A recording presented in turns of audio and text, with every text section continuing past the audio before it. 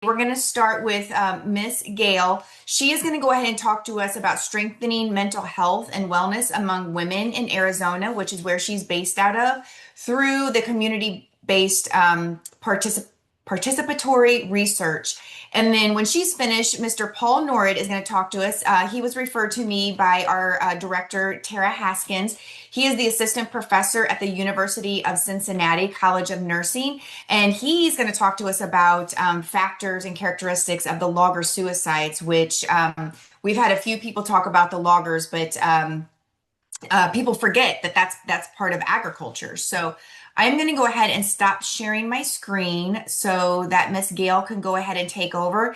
And then just go ahead and remember that if you want to ask her questions, you can either put them in the chat, or when she's finished speaking, we can go ahead and have you unmute and go ahead and ask her then. So, Gayle, when you're ready, I'll go ahead and let you begin your presentation. Thanks, Carrie. Good morning, everybody, and thank you so much, AgriSafe, for the invite to share a little bit about some of the work that we're doing here in Arizona to support female producer mental health and wellness. I'm Gayle Gratop, and I am the Family Consumer and Health Sciences Extension Agent for Coconino County Cooperative Extension through the University of Arizona. And in addition to my role at U of A, I am also a local grower and I own my own nursery business called Let It Grow Native Plants, where I specialize in native plant production. I have a degree in horticulture and ag education, and I'm currently working on an interdisciplinary health PhD at Northern Arizona University. So some of this work that we're doing here in Arizona aligns with both my role with Extension and then also my dissertation research with NAU. Okay, so here's what we're going to talk about this morning. I always like to kind of describe what cooperative extension is, because I think that, I mean, a lot of people in ag, of course, know what it is, but some people actually don't. So we'll talk about cooperative extension and what we do. We'll go over some of the issues impacting women in agriculture around the globe. We'll talk about some preliminary research that we did here in Arizona, focusing on female ag producer mental health and their needs. And then we'll wrap up talking about the larger project that we are just starting here called GROW, Grounded, Resilient, Optimistic Women. And it is a community-based participatory research project with female farmers and ranchers in Arizona and extension agents.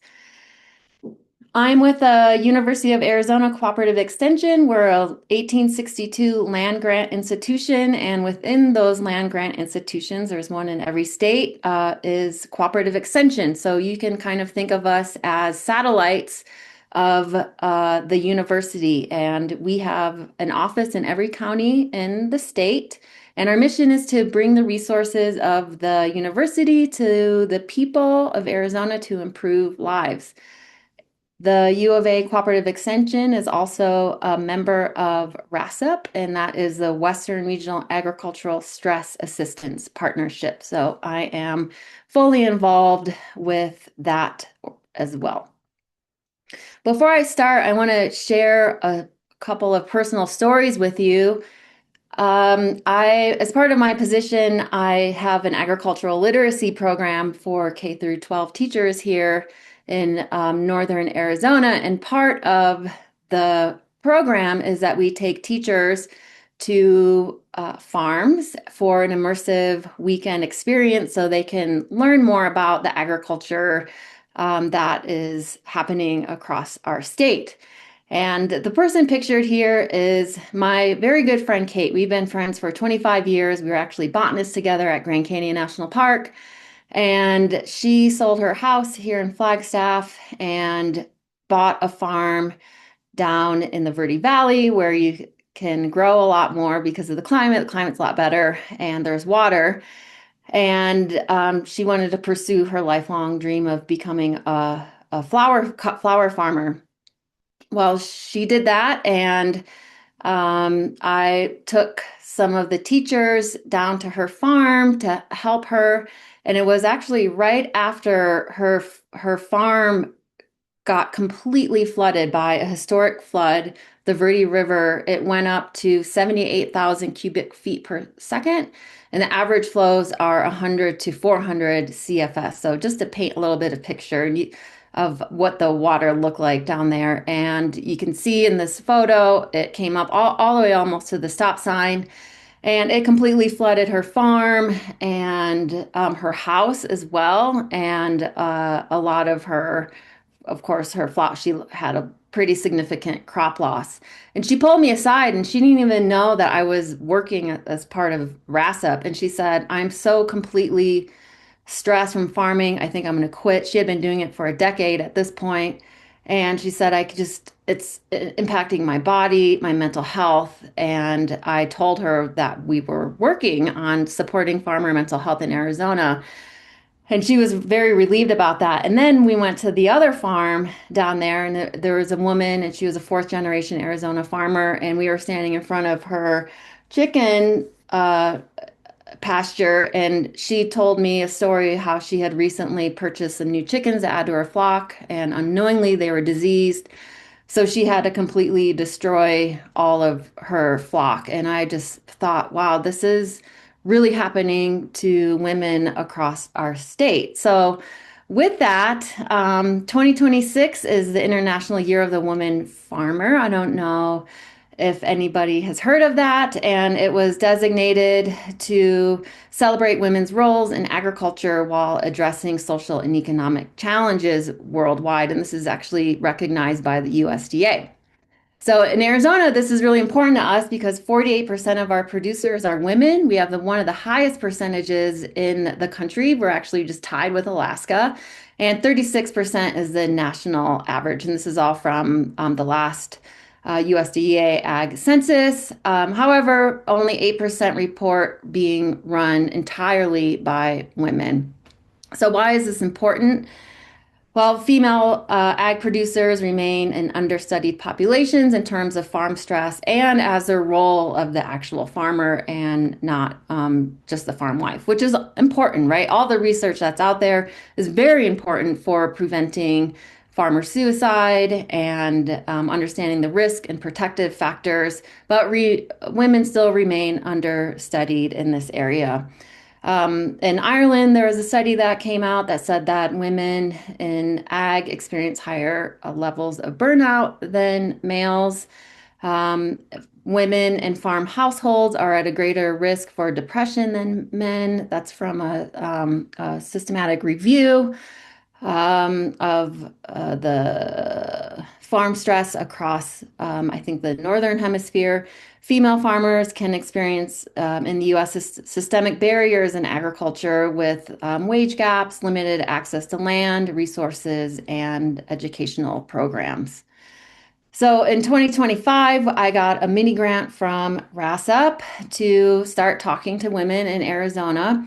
And what I aimed to do was identify the stressors that were impacting them, coping mechanisms they were employing to help mitigate the stress, and then their needs. So what do they need to help support their mental health and wellness? And the purpose of this was to find out what's impacting them and deliver extension programs to address their unique needs.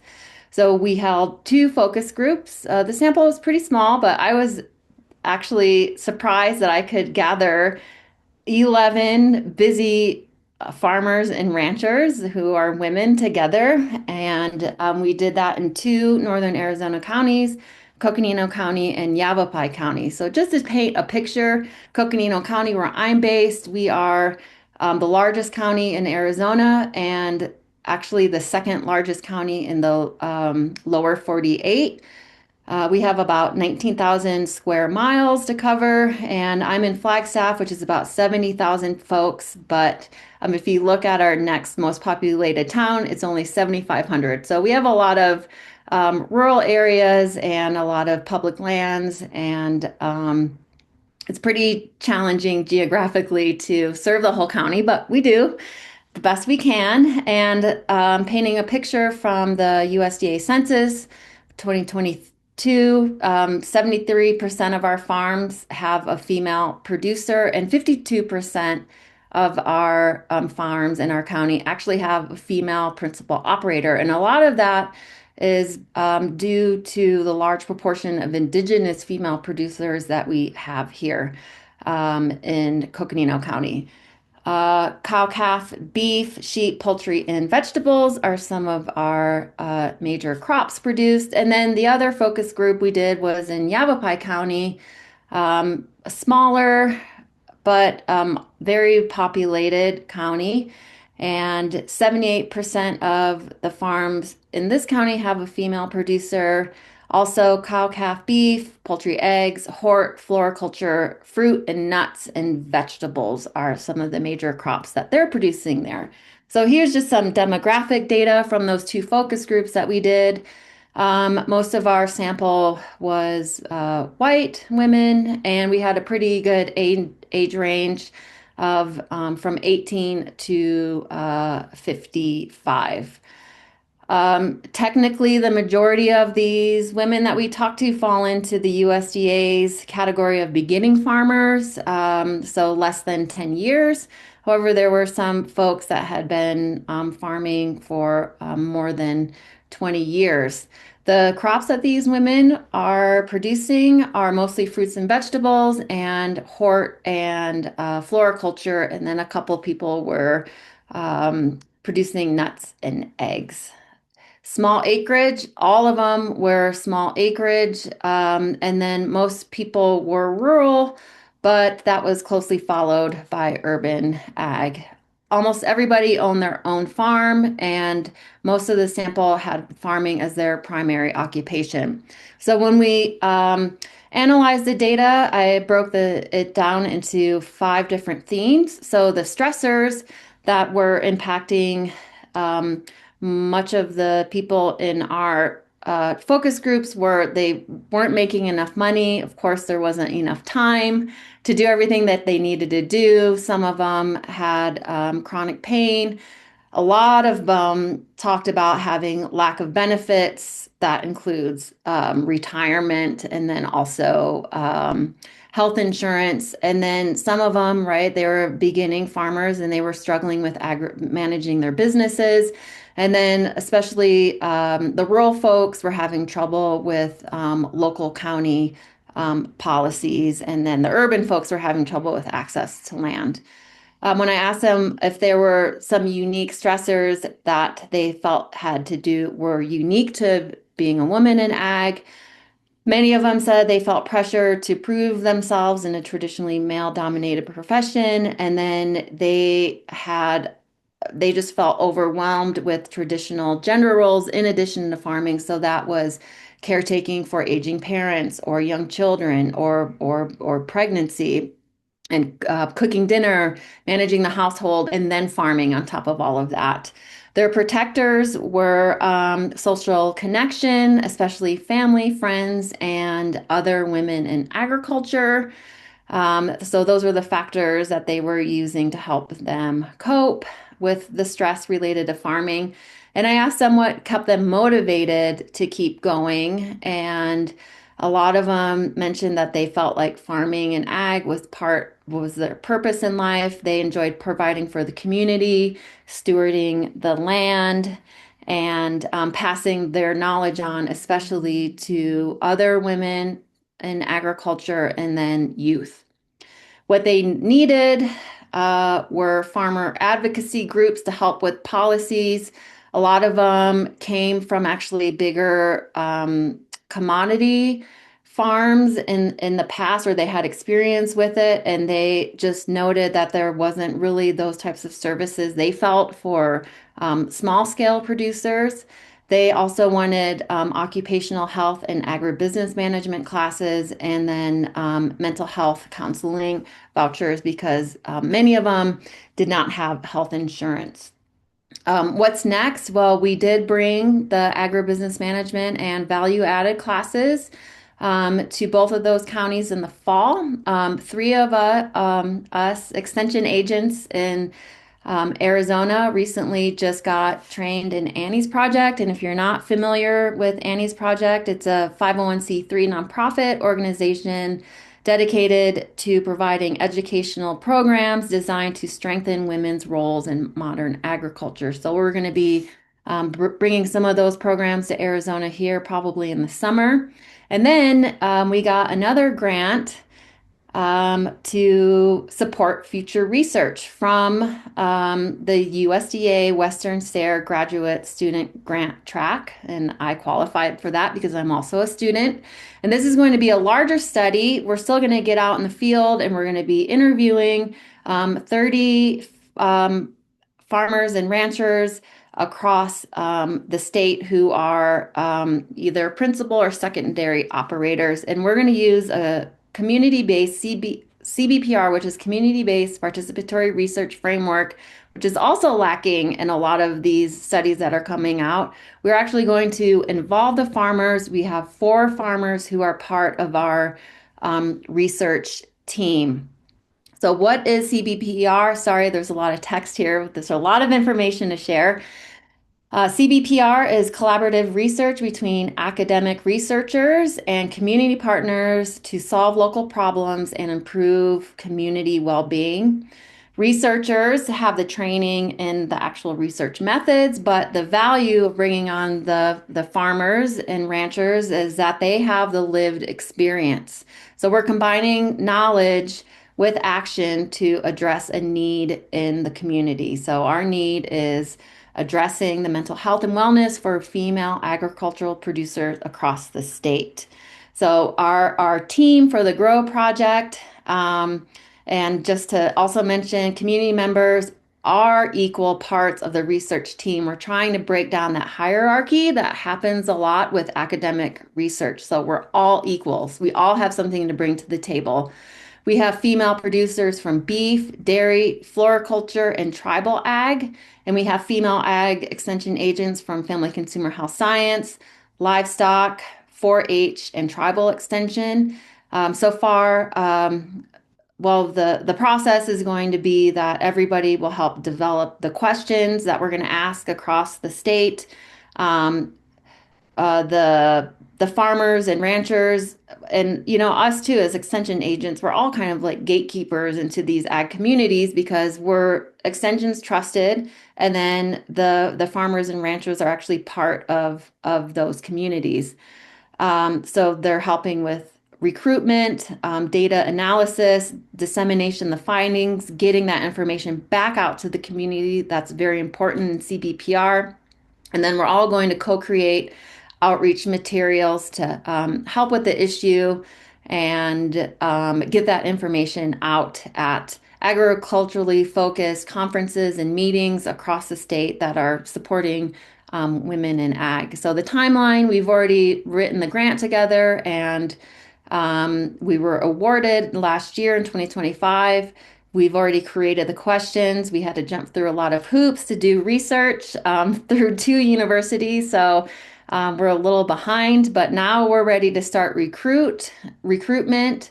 And in 2026, soon we're going to start recruiting. We're going to conduct our interviews and then begin our data analysis. And then in 2027, hopefully we'll be finished with all the data collection and analysis, and then we'll gather together again as a team. Everybody will come to Flagstaff and we will finalize the themes that we found in the data. So this is going to help with validity, right? So it's not just 1 or 2 people looking at the data and, potentially being biased. We're going to have the producers help us put everything into themes, and then we will work together to co-create those outreach materials to help women in ag better manage their ag stress. And in the future, hopefully, this will help to develop programs and health interventions that are tailored to the specific needs of women in agriculture, especially in Arizona. And here are my references. And there's me schlepping my plants at one of our local plant sales. I'm happy to answer any questions.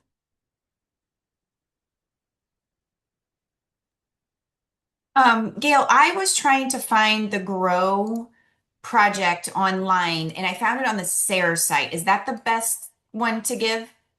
Yeah, yep. It's SARE, that's who it's funded through. So Okay. that I'm going to go ahead and put that in the chat so that everybody can, and we'll send that out also in our email that we will do send afterwards with the meeting recording. If anybody has any questions, since she finished, feel free to go ahead and unmute. If you can't unmute, go ahead and put it in the chat and I'll go ahead and find that. Hello, this is Matt Kiefer in Washington State. Can you hear me? Yeah, hi Matt. Hi. Um, you mentioned the level of commitment and personal, how would I say, the personal connection that you perceived among your female agricultural owners and workers. Um, do you have any comparable data that would compare that to males? And I ask this because when someone has a commitment at that level, as you described, and sees their potential future threatened, the psychological consequences can be devastating. And I'm wondering if it's that level of commitment that increases the risk for female, psychological stress when things turn south. So, yeah, that is a good point. We kind of framed it as more of a protective factor for the women. That's how it came across. I do know that there has been a recent qualitative study that was conducted with some of our RASUP partners in Montana, Nebraska, Washington State that looked at resilience among Western ag producers. That might be something good for you to read. I think it's called Death by a Thousand Cuts, and it's Brenda Freeman is the author. But there really aren't very many studies out there that focus on resilience and protective factors. Thank you. Hmm.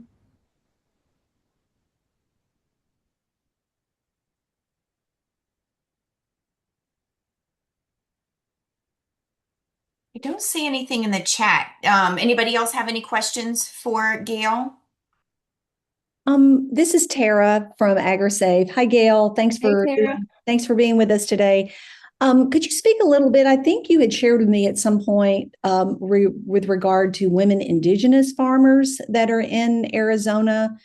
And could you just speak a little bit to some of the issues that you find them dealing with, or if that's not uncovered yet with your research, then I'll just defer to whatever you want to share with that. Yeah, I right now I'm not sure what their specific stressors are. I do know that one of the main reasons why our three northern Arizona counties have that higher percentage of female primary producers compared to men is just because they have a matrilineal society. So the land gets passed down to the women. And one of my colleagues that I'm working with on this, who is from Navajo Nation, she's a Navajo woman herself, and she went to an indigenous. The reason why she wanted to join the Grow project is because she went to an Indigenous Women in Ag conference and 2 Decembers ago, and said that there was a breakout session on managing farm stress, and she said that there were almost 60 women in that room. It was so packed that people were sitting on the floor. So I don't know if there was a discussion about the specifics of what's impacting them. You know, a lot of the farmers, um, they out there aren't really doing it for profit, right? It's more for feeding the community and cultural purposes. So it will be interesting to talk and learn more about what could be impacting them. Like, is it climate change? You know, I've had people on Hopi come up to me and some of my colleagues there and say, we're not getting the seeds like we used to. My family was in charge of growing seeds for, certain ceremonies, and we're not getting the production like we used to because of the changing climate. Oh, thank you. Thank you for that. And I wasn't aware of that about the passage of land. Yeah, thank you. All right, I am putting Gayle's email address in the chat, but we will send that out again when we send you our recording of the meeting today. So, Gayle, we thank you so much for bringing this information to us. We don't have, we're trying to get all 50 states, projects in all 50 states, and I don't know that we've had anybody from Arizona before. So we really appreciate you being able to share. Are you able to stay on in case people come up with questions that they can ask you in the chat? Sure. For a little bit. Okay. Gayle will go ahead and stay on during Paul's presentation. So just go ahead and message her in the chat. You can either do it publicly or privately, directly to her. So Paul Norrod is going to go ahead and talk to us next. And we've had a little bit about logger mental health and suicide on here before. And he was also recommended by Miss Tara. So Paul, if you are ready, we're going to go ahead and let you go ahead and share your presentation and get started. Hey, good morning, everyone. Thank you for joining. My name is Paul Norrod. I'm with University of Cincinnati College of Nursing. At the College of Nursing, I'm a occupational epidemiologist and also a registered nurse. I also have training in counseling, and so I have a master's degree, which really helps inform my work. I do want to preface before I move forward, just so I check this box in my brain, what I'm going to talk about and what you are about to see and read can be very difficult to read and can be very difficult to digest, so to speak. So I just encourage you to mitigate that. If you need to mute it, get up and walk away, take care of yourself. That's all right, because it's difficult to read. And so I just want to make that note before I move forward. And so that's just sort of a housekeeping on my side. So thank you all for joining. Gayle, thank you for such a wonderful presentation. It's very important work, and appreciate Gayle sharing her important work out west and with women in agriculture. Thank you. It's an important factor and important component of agriculture. What I'm going to talk about, just a little bit about me and why this is important to me. So I live in Kentucky, but I grew up in rural Tennessee. So we had a large family beef cattle and tobacco farm, and we also had a family logging business. So we did a little bit of everything. I worked in healthcare and got into healthcare primarily because both my grandfather and my father died from farm accidents, farm-related injuries. And so because of that and because of the high prevalence of uncertain, or what we would characterize as unknown causes of death that we sometimes hear about with like tractor accidents or falls, and then suicides, it's just something that after my 25 years in the medical field, I wanted to shift and conduct research on that to find and look at some of what we call etiologies or causes. And then going back, so Tara's already spoken, and this was, I need to fully acknowledge this. This was Dr. Tara Haskins' idea to look at loggers. And so she and I talked about this several years ago at ISASH and just never pursued it. And so with my work on farmer mental health and farmer suicide with the University of Kentucky and here at UC with NIOSH funding, we decided to delve into loggers because they're an under-researched group, and rightfully so. We've put a lot of emphasis on farmers and producers, but we've not had a lot of emphasis on loggers.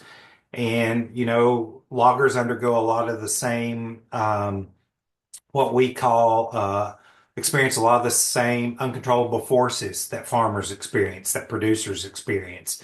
And so when the weather is bad, you can't, it's difficult to get out into the woods and fell timber and to get it back to the sawmill. And then there's constraints and with cutting the timber and getting it ready, and commodity market prices affect loggers and affect lumber sales. And so those are all issues that loggers experience.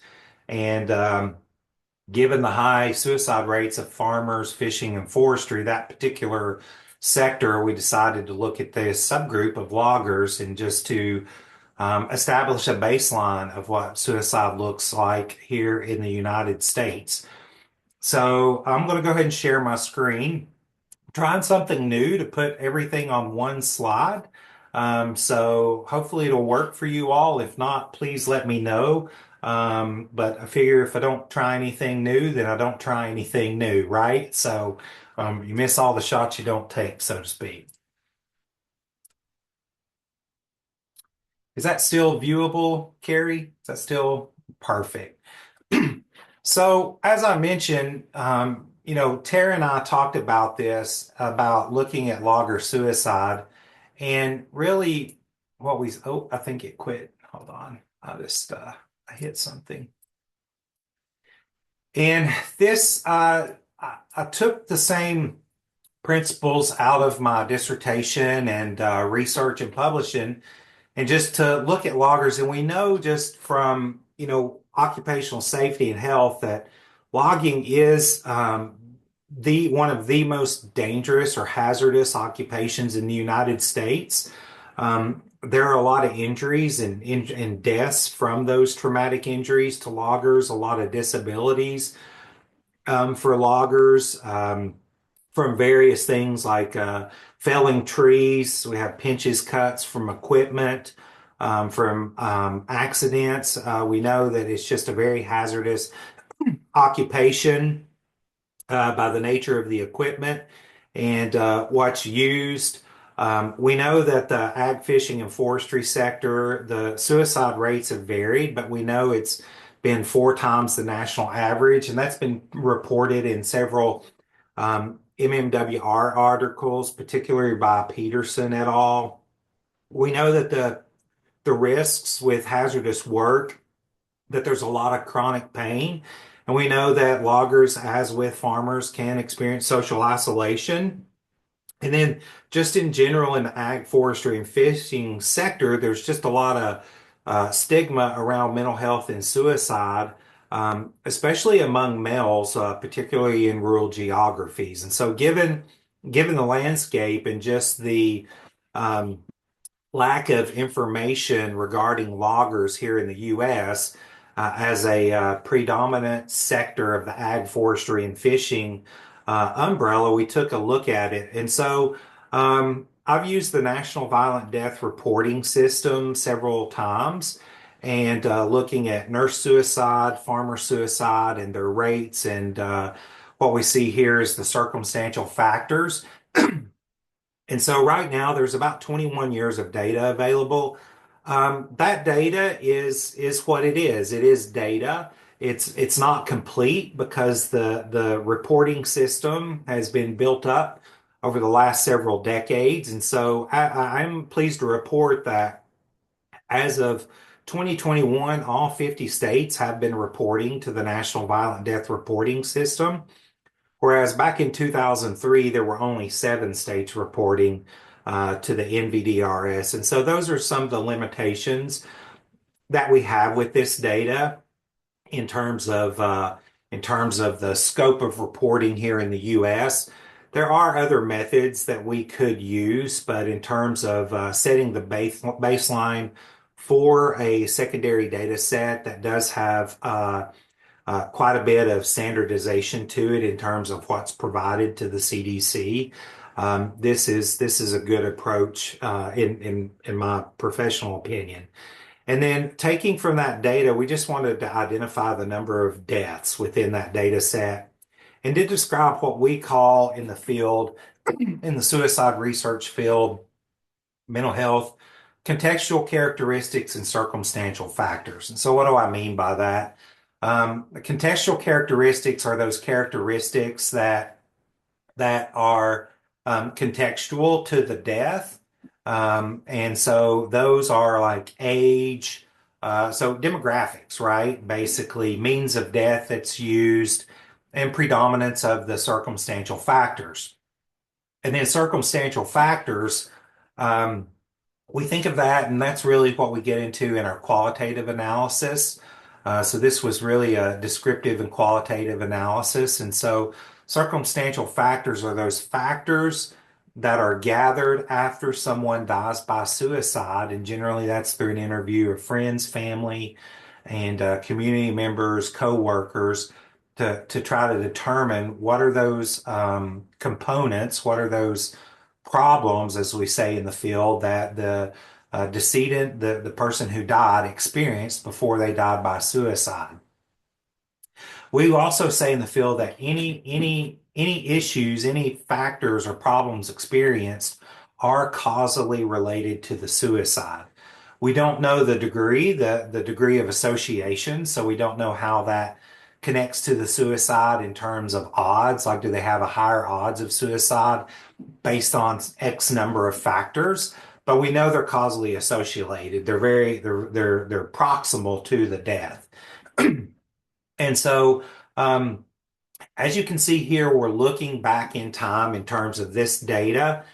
And we used a process that came out of a publication in identifying farmers.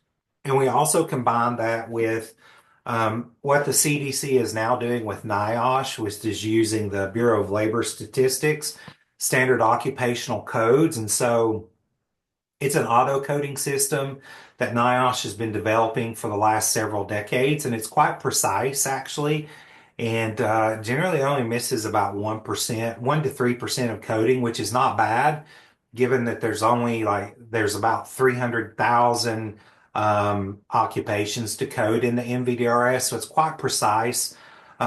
We identified 665 logger suicide decedents. Dr. Haskins and I looked through and previewed some of the other codes that where somebody might get coded as a logger, but in their incident narrative text for the occupation, they might also have been a logger or work in a factory. And so we essentially engaged in a comprehensive textual narrative text review for their occupation, as well as using the SOC codes. And then we essentially, for socio-demographic and means, looks at weapon type, and then the coroner, medical examiner, and law enforcement narratives. And as I said, it's just a descriptive and thematic coding. We couldn't conduct any inferential analyses at this time. One, it wasn't our purpose. We really wanted to establish the landscape of logger suicide. And two, there's just, fortunately, there's not, there wasn't a lot of loggers who died by suicide. But in terms of data and analysis, that's just a low number. For this thematic analysis, which is been used by Holland and colleagues and myself with nurses and nurse suicide, we look at factors, and these circumstantial factors are mental health, premeditation, relationships, health, job, financial, and criminal legal problems. And so those are all characterized as problems. And so a mental health problem, just to give you an example of a mental health problem could be anything. A person had previously experienced depression or anxiety. A person had decedent had previously considered or thought about or indicated that they thought about suicide.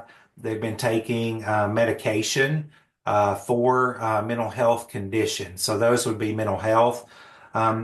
Health problems, as you'll see, can be anything from having had a traumatic injury, chronic back pain, diagnosis of cancer, taking medication for hypertension or heart disease. And then for job financial problems, part of that definition, for example, would be experiencing loss of a job, having been homeless, or had a history of homelessness, having been laid off, struggling to make payments. These are all indicators and definitions that we reviewed. And so Dr. Haskins and our team, including Dr. Afton Erb, and then one of my students, Tigist Zedway, we reviewed over 1,200 coroner, medical examiner, and law enforcement narratives to go through and thematically code those death narratives using the 6 thematic factors that I just mentioned. And so what we see is that in the data that loggers are 47 years old on average, and it is an aging group of workers. They're not quite as old as farmers here in the U.S. Farmers are about 58 to 59 years old on average, depending on what year you look at the Census of Agriculture and what data set. So they're a little bit younger than their farmer counterparts, but they're still in that upper echelon of middle age. Most loggers in the U.S. Reported in our data here that most logger decedents were male, and most of them were white. We did find that about 20% of our logger suicide decedents were veterans. In terms of means of death that the loggers used, firearms was the predominant means of death that you can see here. And so that has implications, and it's not a political statement by me against or for firearms. It's just a reality that if you choose a lethal means, such as firearms, you're more likely to die by suicide. That is a research factual statement, and the largest proportion of logger decedents here used firearms. You can see that a smaller portion was hanging, strangulation, or suffocation, followed by poisoning. In terms of circumstantial factors and what loggers really experienced, as some of those factors, the problems prior to their death by suicide. And I want to mention that real quick before I get ahead of myself, we don't have a sense of time in every narrative. And so if say, for example, a narrative, as you'll see here, that up in the narrative excerpt, that the victim had been in a depressed mood, that's all the information we have in some narratives. We just have that they had been in a depressed mood. We don't have any time data in that in terms of had that been a depressed mood for 2 weeks, a month, 6 months.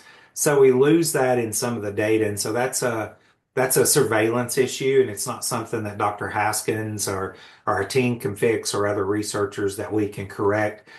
In some narratives, there is the time component within the last week or last month or for the last 6 months, but that time component is not always present in the death narratives. And so going back to circumstantial factors, unfortunately, we can see the majority of our 665 loggers who died by suicide did experience a mental health problem, 58% of them. And that means that, male loggers are experiencing a mental health problem. They're struggling with their mental health. And we know that, anecdotally, and I know Tara could probably speak about this a little bit more, from having worked in logging and with our family and farming, one of the issues is I don't have time to get to the doctor, and certainly, primary care, just get to a physician for an injury or a health checkup, much less to go see a mental health professional. And so it's a real issue, and it's an issue that we have to delve further into, that Dr. Haskins and I are talking about next phase of what we can do to examine what these mental health problems experienced by loggers are and get upstream from this. Most loggers, too, in addition, most had premeditated suicide. They'd indicated it to their loved one, family, friends, or coworkers that they were going to kill themselves. They'd had either a prior attempt, a prior disclosure of suicide, a prior history of it. And then I'd also call attention to that a lot of them had experienced a physical health problem, as well as a relationship problem. And why is this important? And so these are important, and this will come out in our manuscript, and finalizing this before our submission. is that when we look at the data and we just look at the zeros and ones and the proportions of, say, mental health premeditation, it doesn't really tell a story. But when we start looking at the narratives and the number of problems across multiple circumstantial factors, it really shows us that suicide's a very complex situation. And so, um, do we have, and so I was looking at, and I didn't update my slides, but nearly a quarter of our loggers who die by suicide experience at least three circumstantial factors prior to their death. And so it shows that, we as individuals are complex, our relationships, our support systems through our interpersonal and family relationships are important. Health certainly influences us and impacts us and how we perceive ourselves and perceive our environment. Certainly having a mental health problem in particular, depression, anxiety, and having had prior suicide attempt or suicidal ideations in the past. We know the risks increase for suicide, sometimes 2 to 3 fold, depending on what, or 2 to 3 fold in the U.S. Population. We know that males are at higher risk for suicide.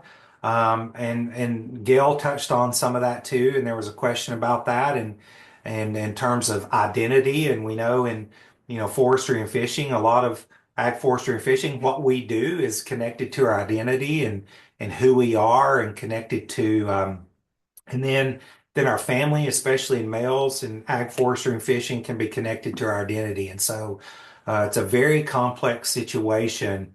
Um, you can see here from the death narratives, and these are difficult to read. These are composite excerpts, so it's not just one narrative for one particular case.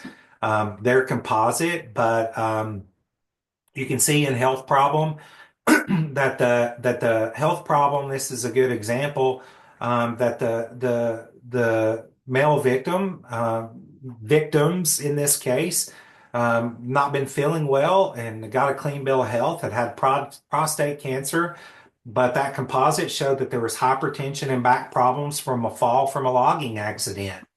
And so we can see those multiple circumstantial factors occurring across multiple people, multiple loggers who died by suicide. And so, ultimately, what does that mean for us? What this tells us, or what this tells me, in terms of our analysis and looking at that, is that logger suicide reflects an overlapping risk. And so there's multiple risks. Again, right now we don't know the degree of association, but we know the risks are present. And we know those risks are just age, depression, chronic pain, hardship, and then access to lethal means during a crisis. It's not necessarily having firearms in the house, but in working with farmers and law enforcement and others in rural areas, it's that access to lethal means during crisis. We know too that we've got to look at and explore integrating occupational health with suicide prevention in rural and logging contexts. That's really difficult. It's a very difficult population to get in touch with and to get connected with, depending on where you're at here in the U.S. A lot of the incidents, a lot of the logging operations, although logging has changed over the years and the operations can be bigger, they don't report to OSHA and they're not connected with occupational health. And so there's still, smaller logging operations like there are family farms. And so they don't have that larger occupational health with these large logging groups in other parts of the U.S. And so there's a need to integrate and connect Occ Health and to look at mitigating some of these predictive factors like mental health conditions in embedding that in suicide prevention. Um, some of the priorities that we've talked about in farming and that we've looked at here in Kentucky with farming, and I know AgriSafe is working on this, and it's a big component is, confidential mental health care access. I have heard this. I had a HRSA grant in Hillsboro, Ohio. I've heard this in on with extension agents in Tennessee and working with farmers is that, I want a place to talk without everybody in town knowing that I'm at the counselor.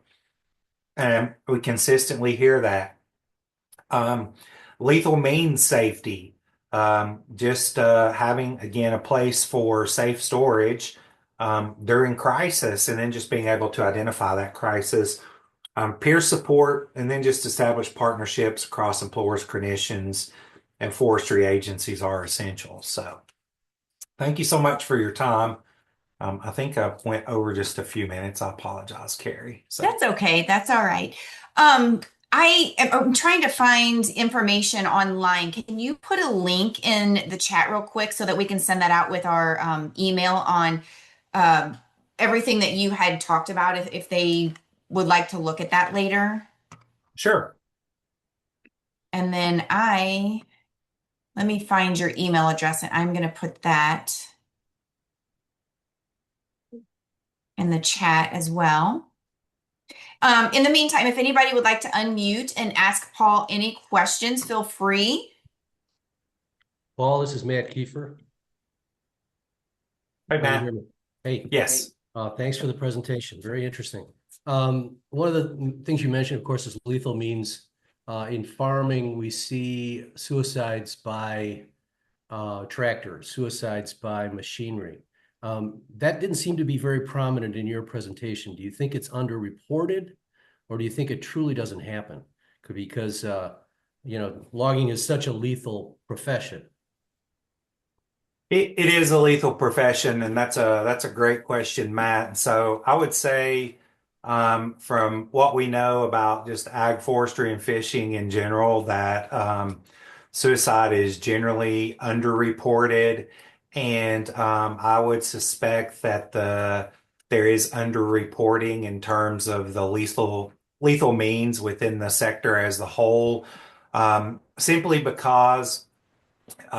Surveillance differs by state. And so, without getting into the weeds on this too much, for example, Kentucky is a coroner system, and our coroners are elected here in Kentucky, whereas other states have medical examiners and law enforcement. So there's a great deal of resource either deficits or supports by state.